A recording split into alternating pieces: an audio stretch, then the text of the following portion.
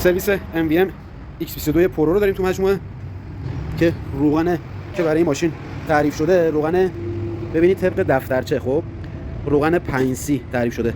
ولی مشتری عزیزمون بنده خدا تا الان بفرمایید چی گفتین تا الان روغن دهچل می‌ریختین؟ یعنی خود نمایندگی گفته بود دهچل؟ آها. بعد حالا جدا از این موضوع شما گفتین که فیلتر روغنتون رو یعنی خود نمایندگی گفت؟ آها. حالا ما اون صحبتایی که کردیم برات مفید بود؟ ارزش داشت؟